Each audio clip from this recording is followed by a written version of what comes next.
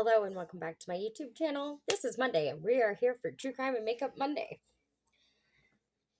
Trigger warning, graphic warning, content warning, graphic descriptions of scary things. It's Halloween, so we're going to do Halloween stories.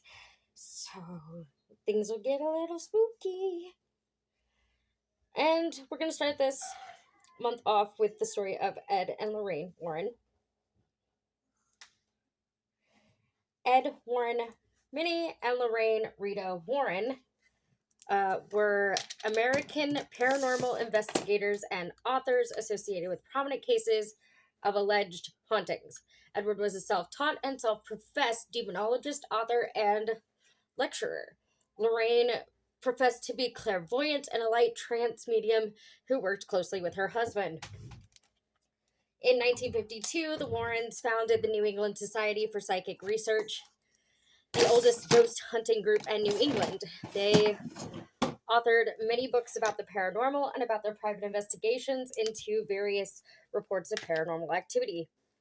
They claim to have investigated well over 10,000 cases during their career. The Warrens were among the first investigators in the Amityville haunting.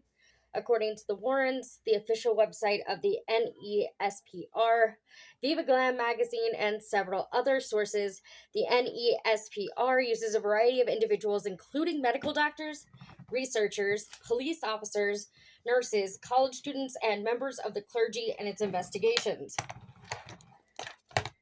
Stories of the ghost hauntings popularized by the Warrens have been adapted as or have directly inspired dozens of films, television series, and documentaries, including several films in the Amityville horror series and the films in the Conjuring universe.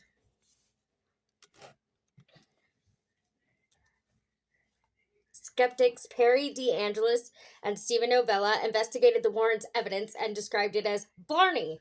Skeptical investigators Joe Nickel and Benjamin Radford concluded that the better-known hauntings, Amityville and the Snedker family haunting, did not happen and have been invented.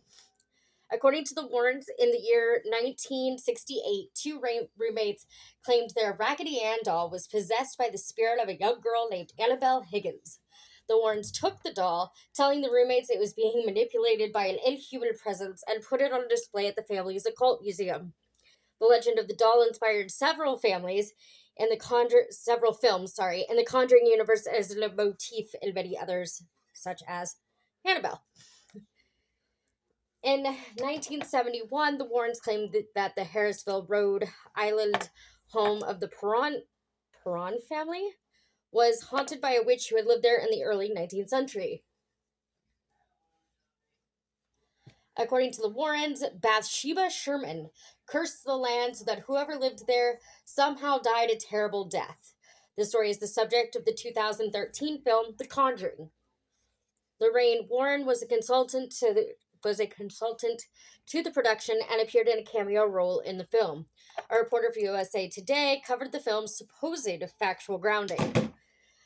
The Warrens are best known for their involvement in the 1975 Amityville horror, in which New York couple George and Kathy Lutz claimed that their house was haunted by a violent demonic presence so intense that it eventually drove them out of their house. The Amityville horror conspiracy authors Stephen and Roxanne Kaplan characterized the case as a hoax. Lorraine Warren told a reporter for the Express Times newspaper that the Amityville horror was not a hoax. The reported haunting was the basis for the 1977 book The Amityville Horror and adapted into the 1979 and 2005 films of the same name, which, while also serving as inspiration for the film series that followed. The Warrens' version of events is partially adapted and portrayed in the opening sequence of The Conjuring 2. According to Benjamin Radford, the story was refuted by eyewitnesses, investigations, and forensic evidence. In 1979, lawyer William Weber stated that he, Jay Anson, and the occupants invented the horror story over many bottles of wine.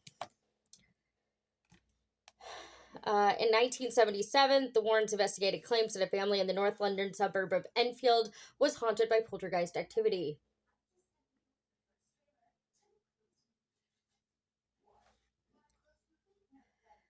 While a number of independent observers dismissed the incident as a hoax carried out by attention-hungry children, the Warrens were convinced that it was a case of demonic possession. The story was the inspiration for The Conjuring 2, although critics say the Warrens were involved to a far lesser degree than portrayed in the movie, and in fact had shown up to the scene uninvited and been refused admittance to the home. Guy Leon Playfair, a parapsychologist who investigated the Enfield case,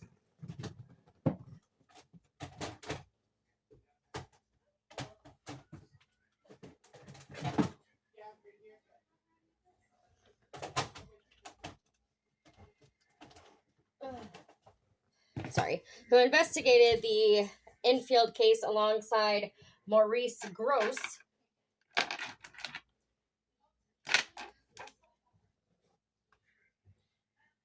also says the film greatly exaggerated the Warrens' role in the investigation. He stated in 2016 that they turned up once and that Ed Warren told Playfair the Warrens could make a lot of money out of the case.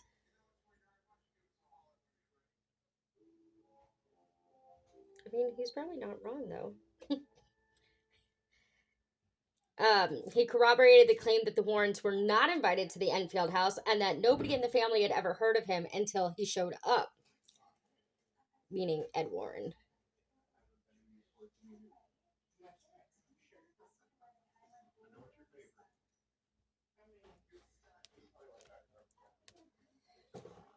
In 1981, Arnie Cheyenne Johnson was accused of killing his landlord, Alan Bono. Ed and Lorraine Warren had been called prior to the killing to deal with the alleged demonic possession of the younger brother of Johnson's fiancée. The Warrens subsequently claimed that Johnson was also possessed. At trial, Johnson attempted to plead not guilty by reason of demonic possession, but was unsuccessful with his plea. I would have just said by reason of insanity. That probably would have gone over better for him. Just saying.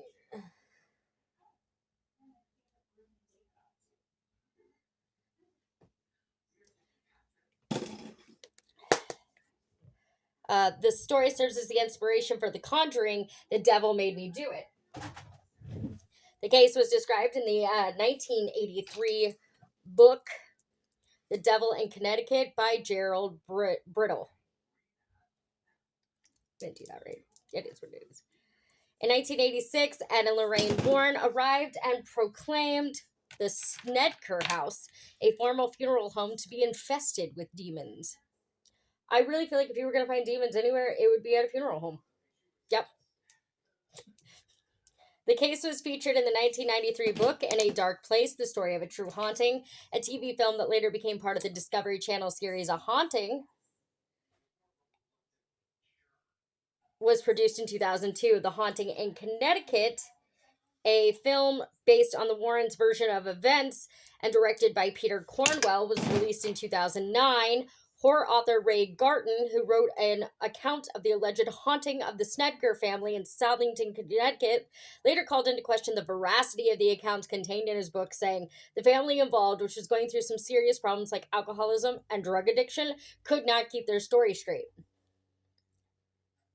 Maybe that's just what the demons wanted you to think. Just saying. It could happen.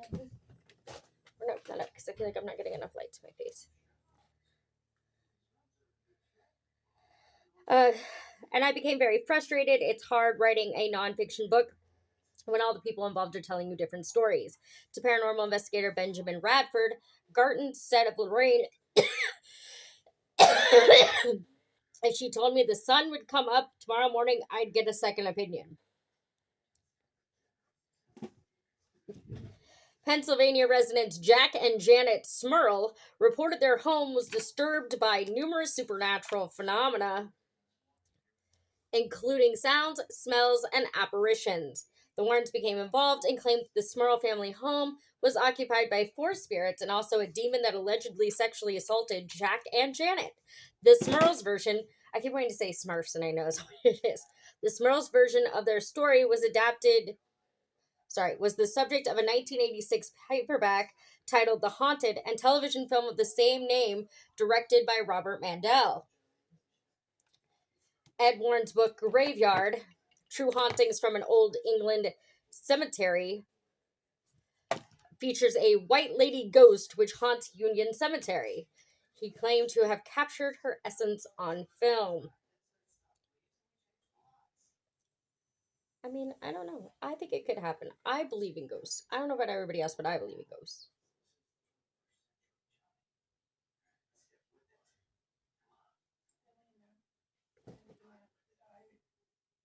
Anyway, the Warrens were responsible for training several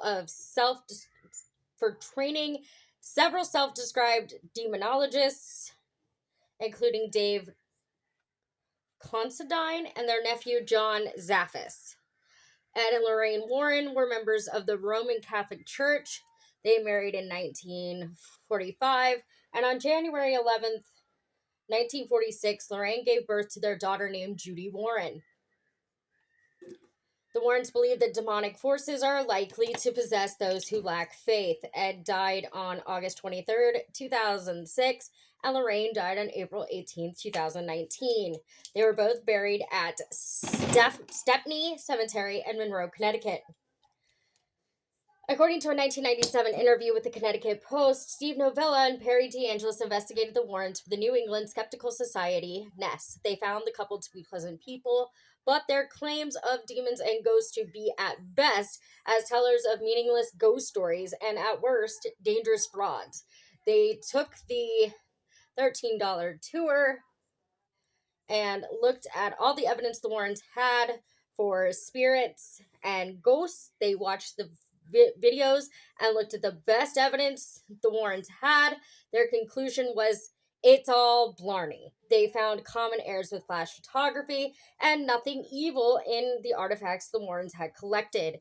They have a ton of fish stories about evidence that got away. They're not doing good scientific investigation. They have a predetermined conclusion which they adhere to, literally and religiously, according to Novella. Lorraine Warren said the problem with Perry and Steve is that they don't base anything on a god. Novella responded, it takes work to do solid critical thinking, to actually employ your intellectual faculties and come to a conclusion that actually reflects reality. That's what scientists do every day, and that's what skeptics advocate. In an article for the Sydney Morning Herald that examined whether supernatural films are really based on true events, that investigation was used as evidence to the contrary. As Novella is quoted, the Warrens, claim to have scientific evidence which does indeed prove the existence of ghosts, which sounds like a testable claim into which we can sink our investigative teeth.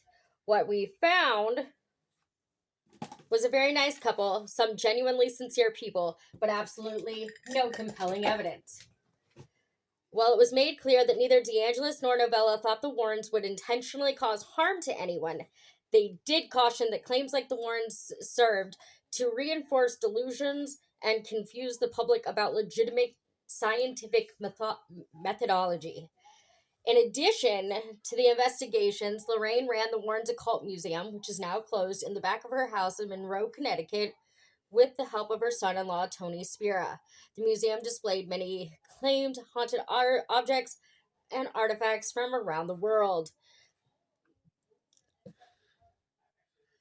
Many of the artifacts from their most famous investigations were featured. The museum is currently owned by Judy Warren and Tony Spira. Lorraine was featured in several episodes of the Discovery series A Haunting, in which she discusses some of the cases the pair worked on as paranormal investigators. Lorraine also appeared on Paranormal State, where she acted as a guest investigator. Both Ed and Lorraine have appeared on Scariest Places on Earth. Lorraine has a cameo appearance in the 2013 film The Conjuring, where she is also credited as a consultant.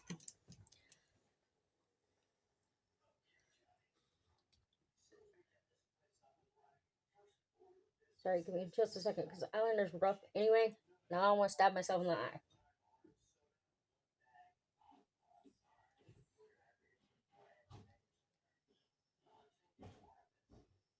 Okay. Lorraine appears in the 2012 documentary film My Amityville Horror, where she reunites with Daniel Lutz, whose family was allegedly plagued by supernatural happenings in 1975. Ed and Lorraine Warren originally visited the house after the Lutz family fled the house after 28 days of occupancy.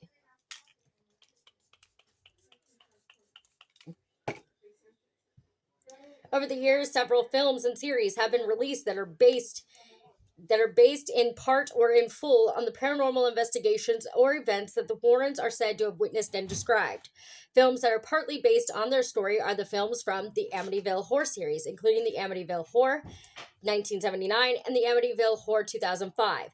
In 1991, a 2-hour made-for-TV film based on the Smurl hauntings titled The Haunted was released by 20th Century Fox, written by Robert Curran, Jack Smurl, Janet Smurl, Ed Warren, and Lorraine Warren. The film starred Jeffrey DeMunn as Jack Smurl and Sally Kirkland as Janet Smurl. The 2009 film The Haunting in Connecticut was loosely based on the 1986 Snedeker haunting investigated by the Warrens.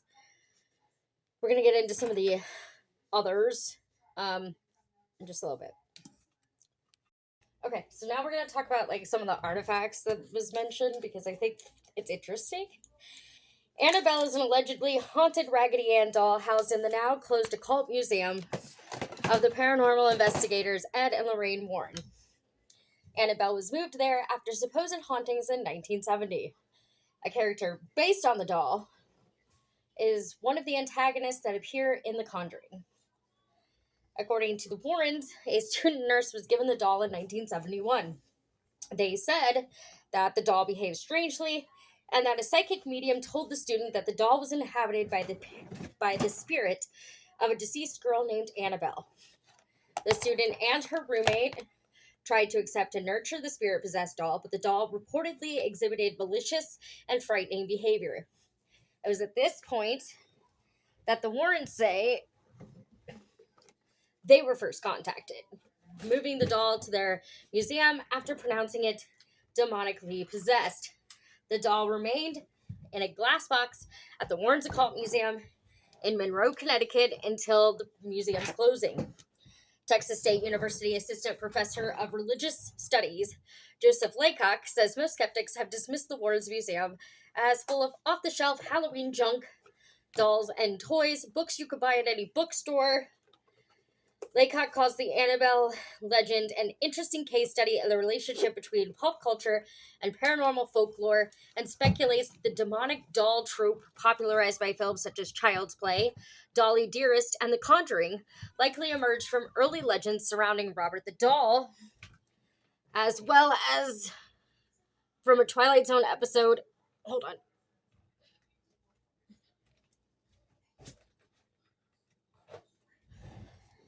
Released 5 years prior to the Warren story, entitled Living Doll, in which the character of the mother is named Annabelle. Laycock suggests that the idea of demonically possessed dolls allows modern demonologists to find supernatural evil in the most banal and domestic of places.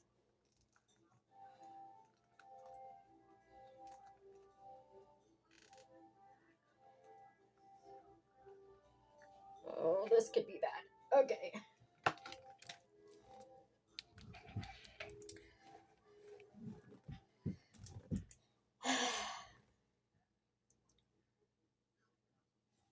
Laycock suggests that the idea of demonically possessed dolls allows modern demonologists to find supernatural evil in the most banal and domestic of places. Commenting on publicity for the Warrens Occult Museum coinciding with the film release of The Conjuring, science writer Sharon A. Hall said that many of the myths and legends surrounding the Warrens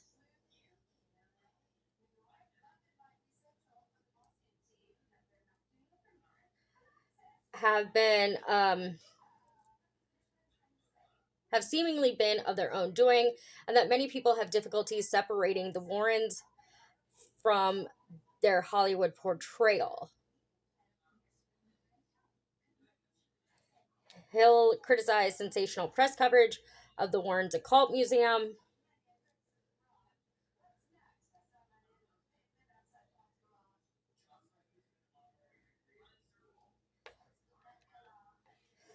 Um, Anyway, Hill criticized sensational press coverage of the Warrens Occult Museum and its Annabelle doll. She said, like real life Ed Warren, real life Annabelle is actually far less impressive. People did not like people in this like world of like demonology and whatnot did not think very highly of the Warrens. Um, I don't know why. I don't know if they just felt like they lied or like if there was really a reason why they weren't so well liked. Who knows? And I couldn't really find any reason other than some thought their stories were true and others thought that they preyed on the people around them and like the people that were coming to them for help. It's kind of it's bad. But yeah. Anyway, um, of the supernatural claims made about Annabelle by Ed Warren, Hill said, "We have nothing but Ed's word for this and also for the history and origins of the objects in the museums."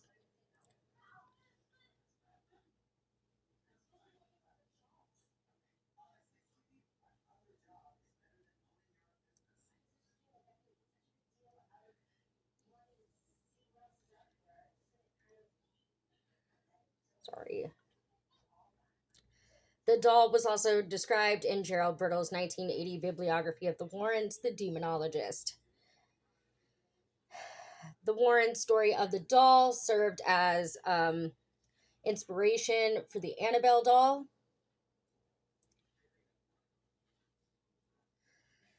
Character depicted in the Conjuring universe, which I did not realize until like just a little bit ago that these are all like connected. So like the Conjuring movies are connected to Annabelle. Annabelle is connected to the Nun. I don't really watch horror movies. It's just not my thing. But they are apparently all connected in some way. And I did find that very interesting because that was something I did not know. Give me just a second because I have to look up for this, so it's really hard to read my notes.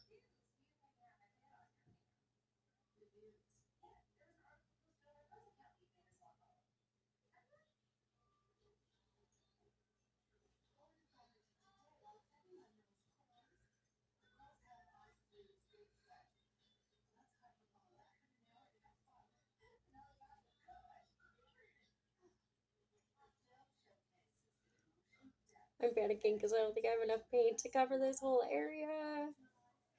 Oh no.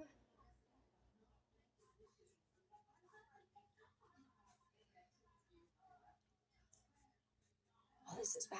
This is so bad. Okay.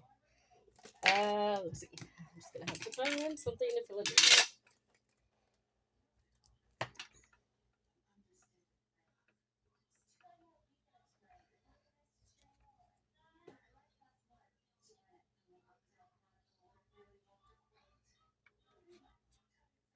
I promise we're gonna finish this story. I'm just trying to like make what little bit of paint I have work here.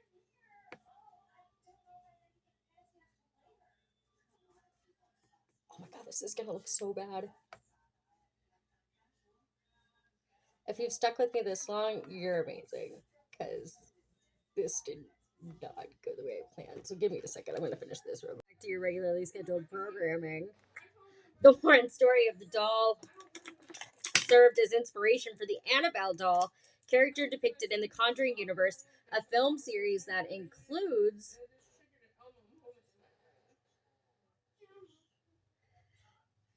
the following: Annabelle 2014, Annabelle Creation 2017, and Annabelle Comes Home 2019. The producers did not use the likeness of Raggedy Ann, partially due to potential trademark issues and partially to make the doll's appearance more unsettling for a horror film. Its appearance has been described as a terrifying porcelain doll that is disfigured and immediately menacing. So similar to Chucky, basically. Um, yeah.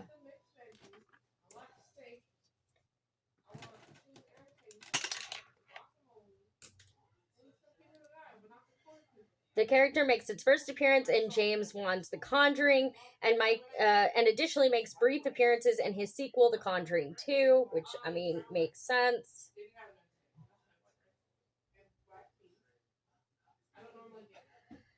And Michael Chave's The Curse of La Llorona and The Conjuring, The Devil Made Me Do It, as well as in the DC Extended Universe films Aquaman and Shazam, respectively directed by Wan and Annabelle creation director David F. Sandberg. The doll also appears in Shazam Fury of the Gods. Fury, not furry, sorry. Fury of the Gods. Also directed by Sandberg. Okay, and then we're going to talk about Robert. The doll originally belonged to Robert Eugene Otto, an artist described as eccentric who belonged to a prominent Key West family. The doll was reportedly manufactured by the Steiff Company of Germany, purchased by Otto's grandfather while on a trip to Germany in 1904 and given to young Otto as a birthday gift. The doll's sailor suit, because now I can't speak English,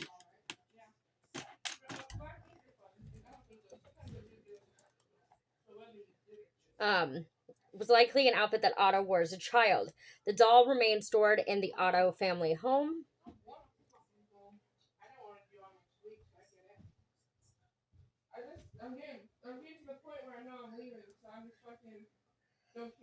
The couple returned to the the doll remained stored in the Otto family home at 534 Eaton Street in Key West while Otto studied art in New York and Paris. Otto married Annette Parker in Paris on May 3rd, 1930. The couple returned to the Otto family home in Key West to live there until Otto died in 1974. His wife died 2 years later.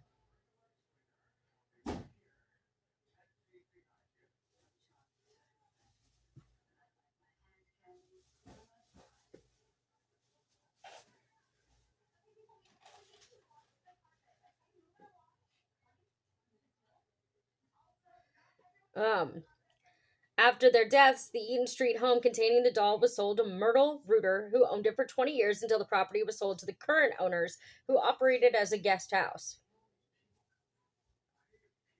That must be an interesting story to tell. Hi, do you want to stay in our haunted house?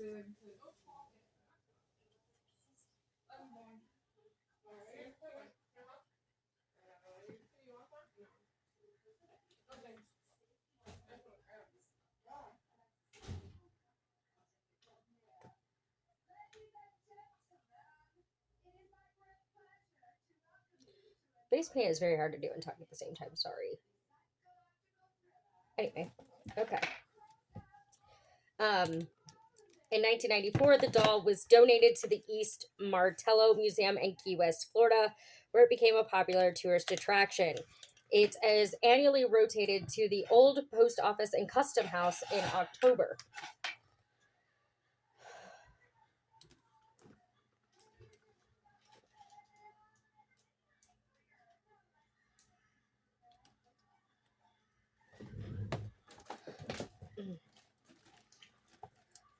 According to legend, the doll has supernatural abilities that allow it to move, change its facial expressions, and make giggling sounds. Some versions of the legend claim that a young girl of Bohemian descent gave Otto the doll as a gift or as retaliation for a wrongdoing. Other stories claim that the doll moved voodoo figurines around the room and was aware of what went on around him. Other legends claimed that the doll vanished.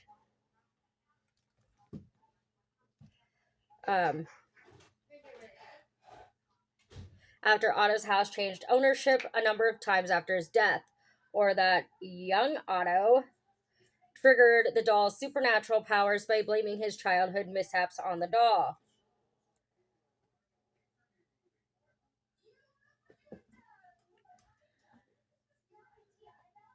Other legends claim that the doll vanished. Or that young Otto triggered the doll's supernatural powers by blaming his childhood mishaps on the doll.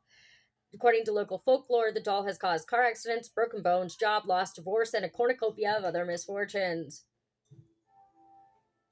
And museum visitors supposedly experience post-visit misfortunes for failing to respect Robert.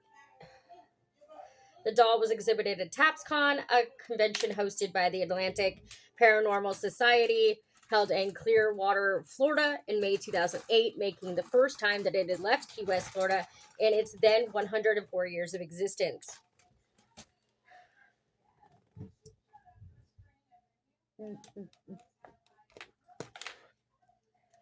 In October 2015, the doll was taken to Las Vegas. Las Vegas. Guess who did that? Y'all remember when I was going on my ghost adventures kick? That's who took it. The doll was taken to Las Vegas for a Travel Channel television program aired on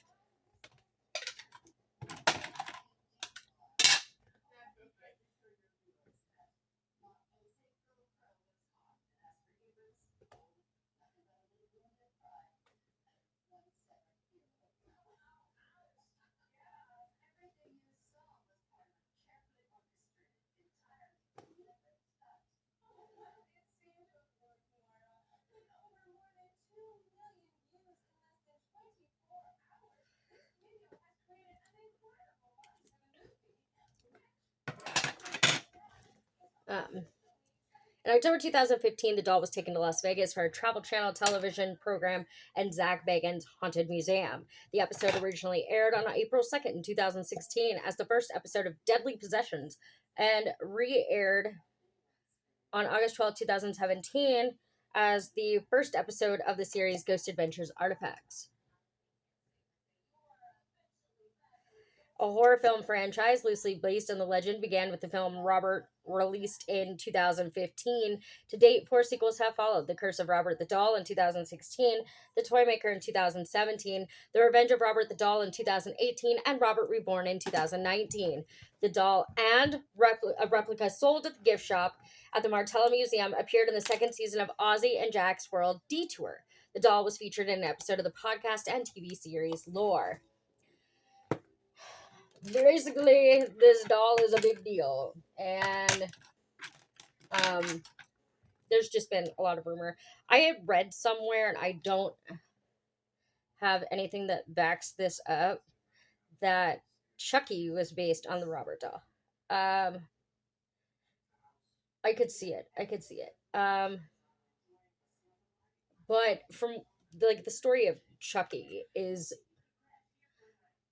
based on this idea that this doll is possessed by a serial killer.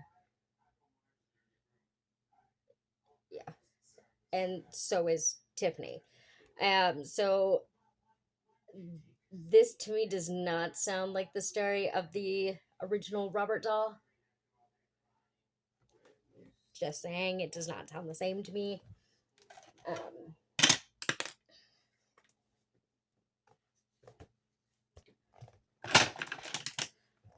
So I don't have a lot of basis on that one.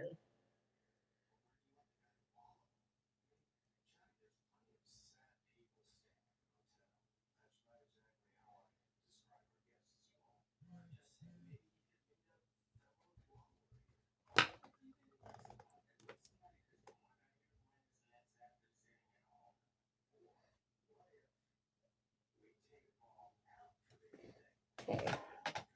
This is the final look. No, it's not, because I haven't done my hair.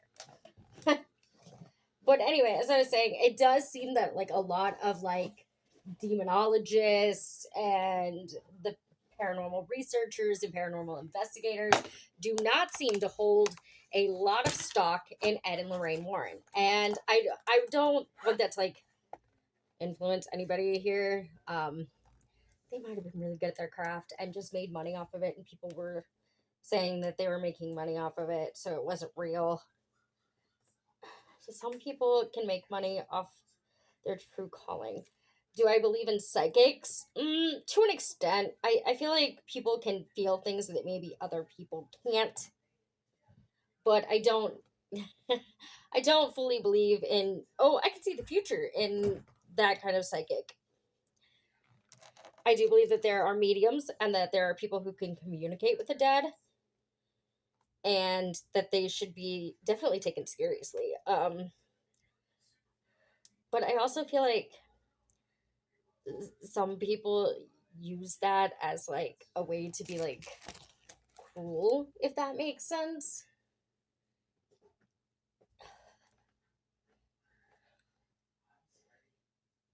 I'm turning this into Frankenstein's teenage daughter because that's what I fucking look like right now. It's fine. But yeah, a lot of people did not seem to believe that Ed and Lorraine were legit and that they were just using other people's scary stories to kind of market in the real world. And I mean, it's very possible they could have absolutely just used these people for no good reason. You never know. You never know in the film world, and it's unfortunate.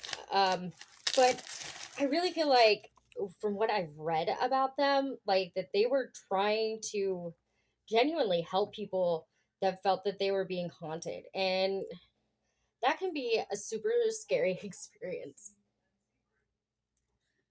if you've never dealt with ghosts yourself before. That can be really scary, and sometimes having someone else come in to deal with said spirits can be easier than trying to do it yourself. So no, I don't.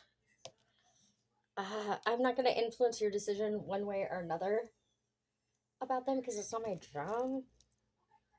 I'm just here to present you with a story, like I do, like I do.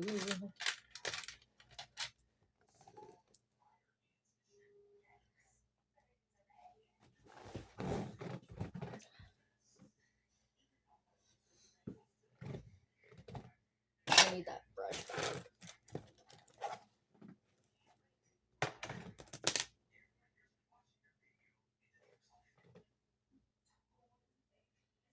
So I mean, it's totally possible. It's totally possible they were con artists. It's totally possible that they were genuinely trying to help people. Yeah, you would have to look into it and form your own opinion about them, and that's just how I see it. I don't ever want to like influence people's decisions or thoughts on other people, especially these people, because I don't know, a part of me really feels like they really were trying to help people out, and that maybe they just got into like a negative situation, if that makes sense. It's so hard to tell. It's so hard to tell with people because I feel like, I don't know. I feel like literally,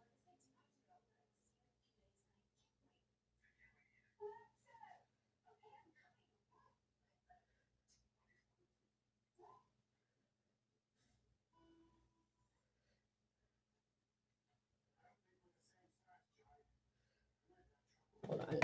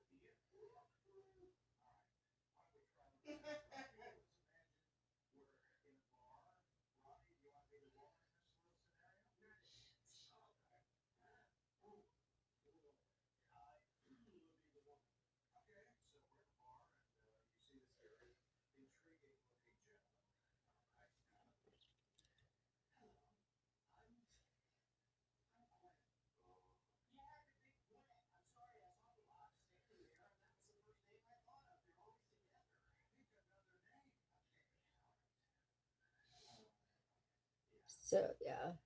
Okay, I gotta let this dry so I can put an initial in it.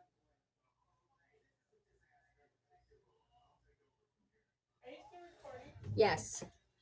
Um, anyway, I got distracted. Sorry, guys. Anyway, as I was saying, yeah, they did not think a whole lot of them. I know that they were called on a lot during their time to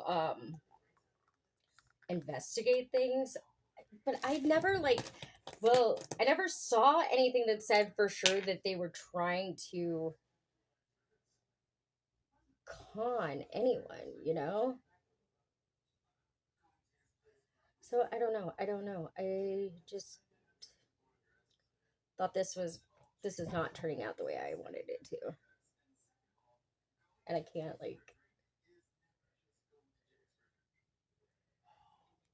it's supposed to be an A. It'll work. It'll work. It will do for this. Anyway, so that's the story of Ed and Lorraine Warren and a few of their artifacts that are in their museum. Apparently, though, the museum is closed, so you cannot go visit. Don't know when it closed or why, considering it did pass on to a new owner, but they do not have it open, which, I mean, is their prerogative. As always, please don't do anything I wouldn't do. Be cautiously kind to others and make good choices. Bye.